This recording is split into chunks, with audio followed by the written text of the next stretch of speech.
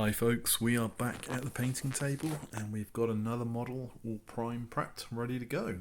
This time we are back doing Thundercats. As you know, I do like my 80s cartoons. I've done a couple of Thundercat models already. So this time it's going to be Panthro. Now, this model, you get quite a lot for your money. I'll put the download link as to where you can buy this in the description. But essentially you get the statue, that's the main thing. You actually have a choice of base. I've gone for the more complicated base, but thrown in with that you also get a mini bust. It's essentially the same sculpt as this, just kind of cut off, and you also get a medallion.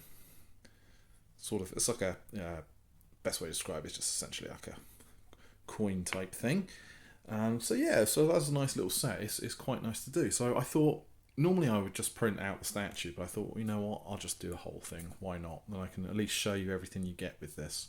Now I say everything you get with this, I already mentioned that there's an alternate, simpler statue bottom, but I did notice after I printed it, there was actually two versions, or two very slight different variation on how Panthro holds his nunchucks here.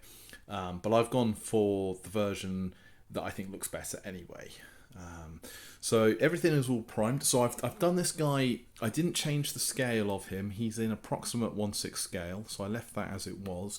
But I did alter the scale of this because this was also 1/6 scale. But I thought I'll take that up to 1/4 scale. I also increased the scale a little bit of this coin. Now the scale, if I turn the base over, the idea is that you store the coin in there, but I'm not entirely sure that would really fit, and also I don't really see the point in doing that. I kind of want to have it on display. I think it's a nice little piece, so I upped the scale a little bit, and obviously I've spray painted it gold, so everything's just primed. So primed gold, primed grey, and obviously primed black. So everything's looking good. Obviously I have left a couple of pieces off the main model. I've left the legs on. I'm going to glue those on after I've painted. I've sort of checked to make sure that there'll be no gaps there. So I've just glued the pieces where I need to do some gap filling. Limited gap filling. I did a little bit around the side there. In fact, you can see where I did it there. I'm going to need to just actually do another quick coat of primer over there because I missed that bit. But yeah, so it's pretty straightforward.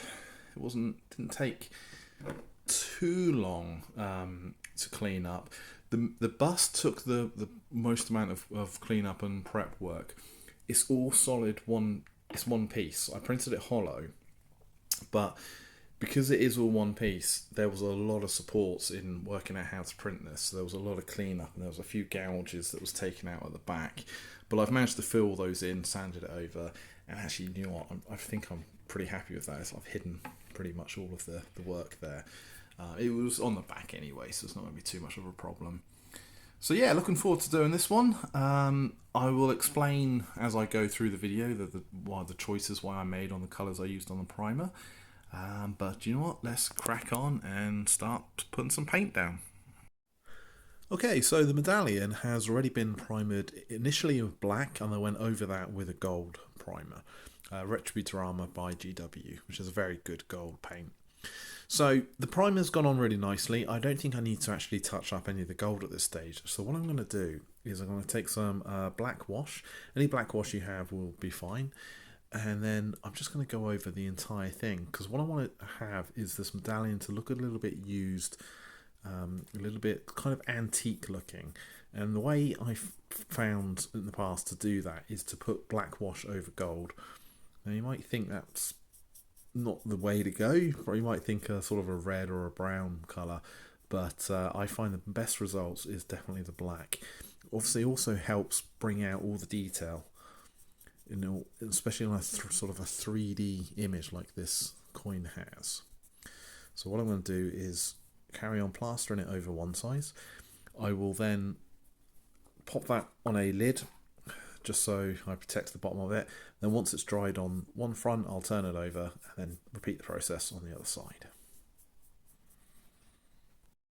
With that black wash dried, this is what you're left with. Now, I know what you're thinking, that looks pretty awful. You're thinking, why did I do that? But you've got to trust in the process a little bit.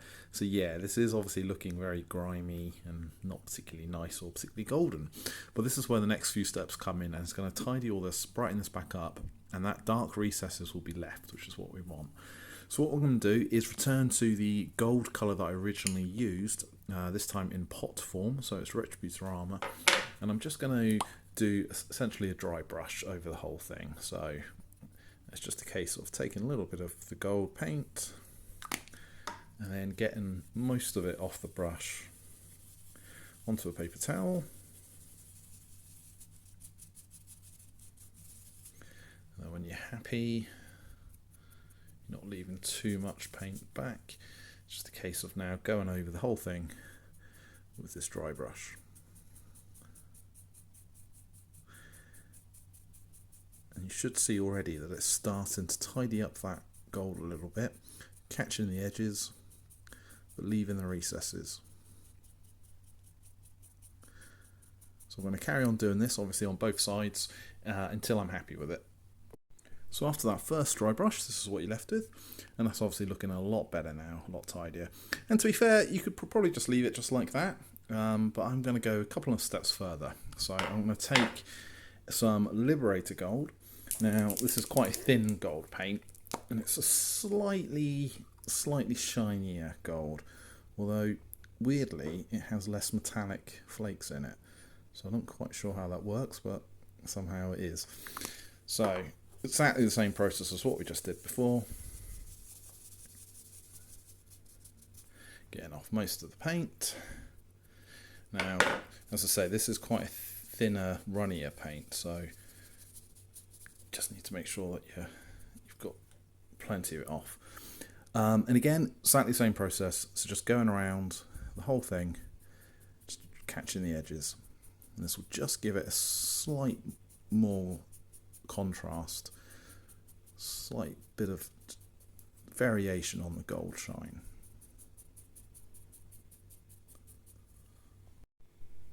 And then finally we're going to do one last dry brush, this time of silver, Runefang Steel, which is the shiniest silver that I happen to have. Now you might think, why would you put silver over gold? But trust me, this is the secret to good gold, really. It's the secret to getting it that final little bit of luster shine. And again, I'm going to be fairly selective with where I put this, because you run the risk of going a bit too heavy if you're not careful. And here's the final result after all that dry brushing. So, as I say, I think it gives quite a nice effect. It's a good little trick for doing sort of antique gold. And what I'm going to do is throw a coat of satin varnish over that. Then after that it will really pop. It will definitely shine a little bit more. Okay, on to the next bit. So Panthro skin is a kind of a bluey grey colour, so I'm going to mix up my own colour here.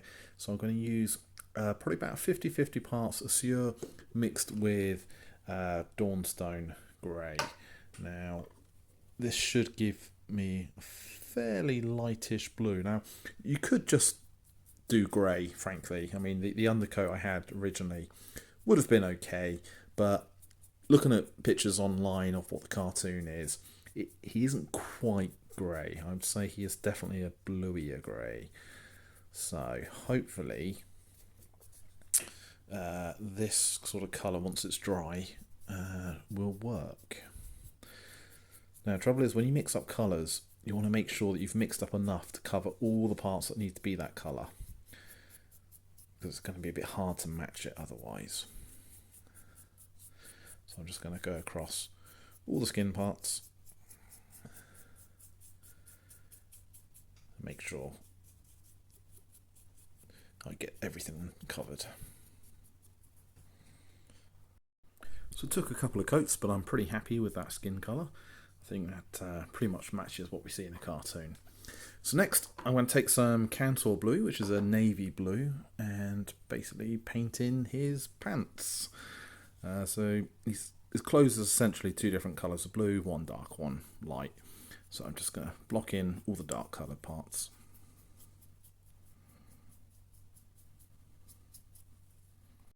Next up it is Macragge blue, and this is for the straps and the boots.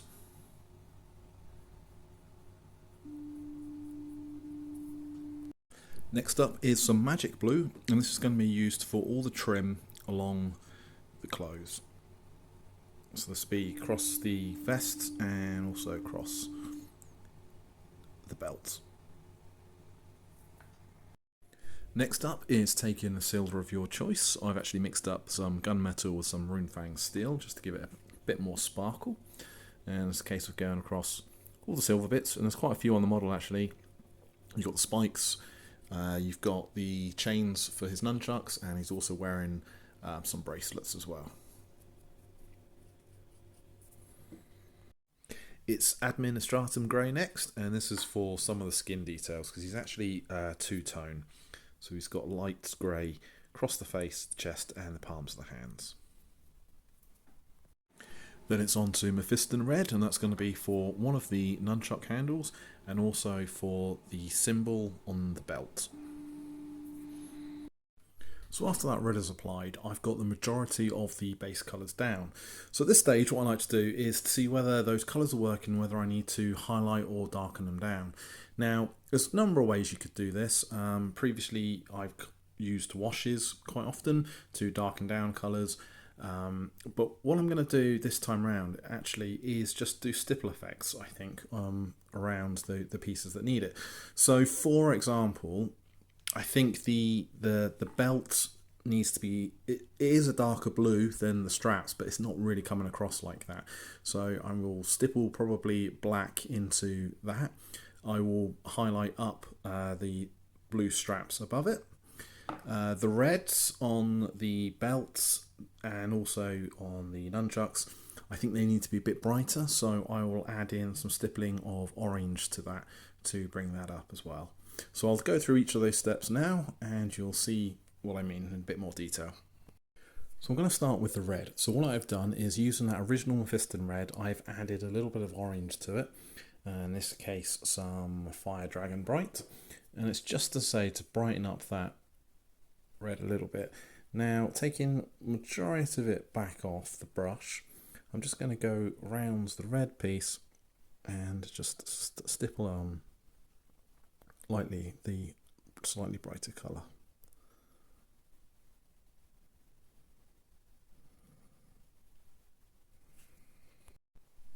Carrying on that same method, what I've done is mixed the original Macragge blue with a little bit of Calgar blue. So again, just to lighten it up, and we're going to do the exact same thing, taking a bigger brush this time, and just stippling across every area that was that original Macragge blue.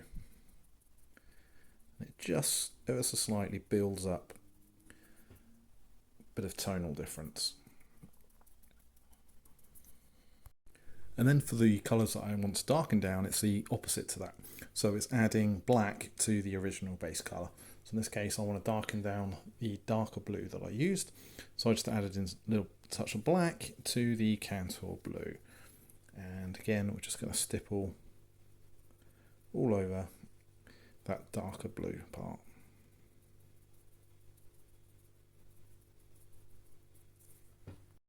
Okay, it's last of the main base colours now, and it's just black, and that's going to go across the Thundercats logo.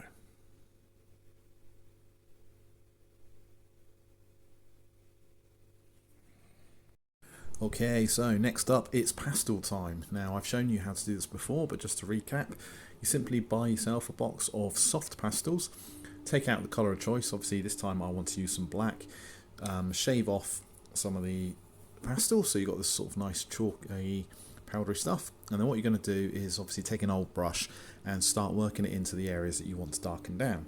So I've just started with the leg, so you can see here already where I've done a couple of lines just to deepen in and enhance the muscles. So I'm going to carry on, so again just to show you how to do it, what I want to do here is darken in down this line, shadow that in.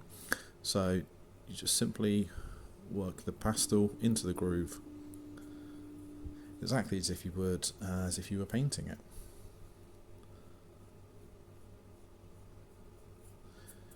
And then just dust away the excess, and there you go. You can see you've now got a nice blended shadow. And then what you can do is take a drier brush and just blend that in a little bit if it's a bit too stark. And there you go, instant shading. So I'm going to work around the rest of the model and do all these shading lines. So Panthro has very distinctive eyebrows, but they haven't been sculpted on. So what I've done is I've just taken a pencil and I've just lightly drawn on where I think they should sort of be, where it should be placed. So what I'm going to do now is take a very thin brush and some black paint and then just go over those lines.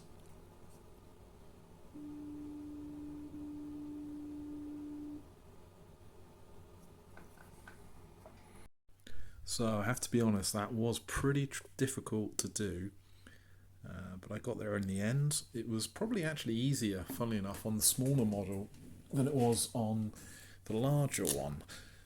I just eyeballed it with the smaller one, but this arm keeps getting in the way, unfortunately, but they're on there now. So last little thing to do now is finish off the eyes. So all I'm going to do is a drop of red in each eye, and then a line of black for the pupil. So the eyes are in. It's a bit hard to see. That took me several attempts, I'm not going to lie. They're very small for what was a fairly large model. In fact, you can't even see this, guys. No, can't do it. Shadows, just let me see if I turn him upside down. Is that a bit easier? There we go. But yeah, this arm totally was getting in the way, so I had to redo that several times. The good thing is they are pretty small, so even though they're not the best of job in the world, it isn't going to make that much of a difference. They're good enough. So I can now put this guy together, and I can also now finish off the bust by painting basically everything that hasn't been painted. I'm going to paint black. So I'm going to do all the base black, and then I'm going to paint the nameplate red. The other thing I'm going to do is cover up this bottom. I'm going to put a felt bottom underneath it, cut to size, so it'll look nice and professional and a nice finished job. That's the black all applied around the base, so now time to paint on the letters.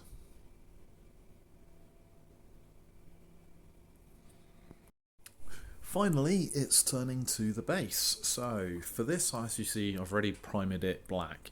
The reason I wanted to do that is if you primer something black, you've got all the shadows and recesses already painted in. That's why painters love painting things black first, simply to save themselves time. Particularly on something like this, where you've got the inside of the mouth, you've got all the shallow parts and the deep recesses on the rocks. So starting off with a black is really going to save some time. Panthro is grey, so what I don't want to do is have too much grey. I don't want to have grey rocks. This is from the cartoon, this is the one of the four godheads that Mumra has in his lair. I've looked at some pictures. They tend to paint them different colours, but they are generally quite dark.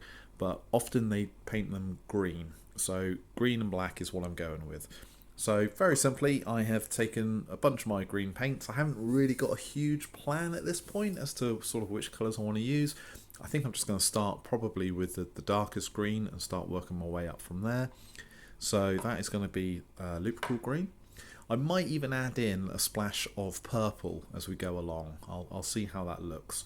But this is essentially just going to be dry brushing the whole way through. Nothing fancy. It doesn't need anything fancy. Just get some nice colours on there, and that'll really be all I need to do. And here is the final result after all that dry brushing. So I think I used pretty much all the greens, about half a dozen or so different ones. I also added in a bit of touch of purple, and actually also mixed in a little bit of touch of pink, and it's just to give it a little bit more definition, a little bit of difference in the colours, so it isn't just completely greens and blacks. Now, I think what I've ended up doing is actually creating a bit of a Castle Grayskull look. So it's the wrong 80s cartoon, but nevertheless, I think this still kind of works. I did highlight the eyes a bit more, just to sort of give it a little glow effect, just to sort of give it a bit of a centre or focus, really, more than anything. But yeah, I think it's come out okay. As I said, pretty simple stuff, just a whole bunch of dry brushing. I didn't bother videoing it all because it's just not particularly interesting to see, but you get the point. So yeah, I think that's done. So what we can do now is put all this guy together. I will then go through all the 3 individual models, which are all now finished, and I'll show you them in the final reveal. Here we are then, folks. Here is the final reveal of all 3 of the models. So starting with the main event statue.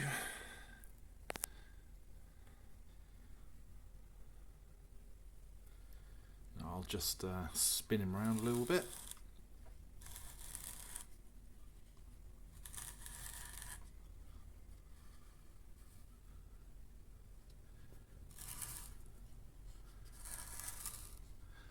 As I say, I think the base was fairly simplistic in the way it was done, but I think it is still quite effective.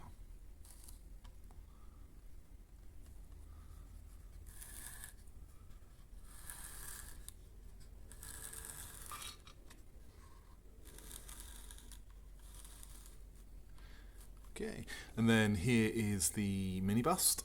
So as I mentioned before, I painted basically everything else, all the base, the sides of it black. I have put a felt piece of material on the bottom, so it's nice and professional looking, and let's spin that around as well. So I used a fairly shiny black, and obviously it's all been varnished as well. So there's the finished nameplate.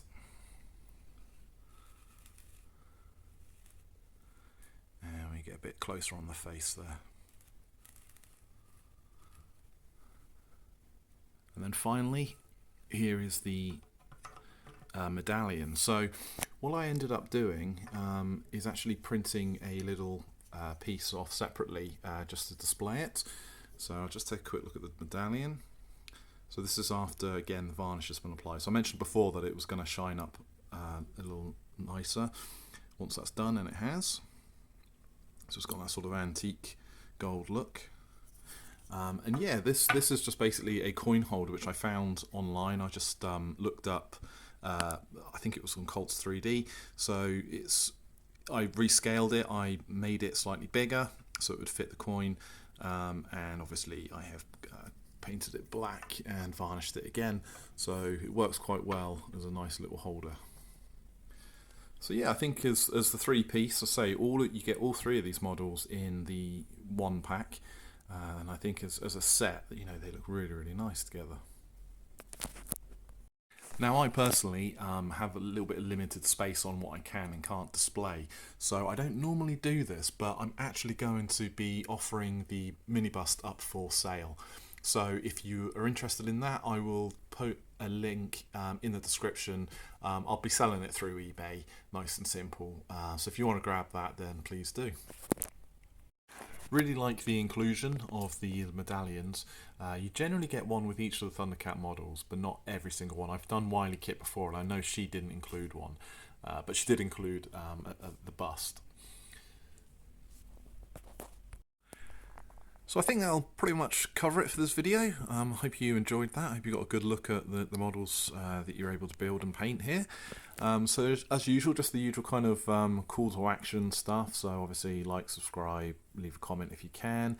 And also check out my Instagram. No one else is following it, so you may as well. I try and post, or I will be trying to post sort of updates as I do models ahead of doing them on the videos, so you can get sort of early access if you like, and also as a way you can contact me through there if you need to. Okay everyone, well take care, and I will see you in the next video. Happy collecting, happy painting and 3D printing, and I'll see you soon.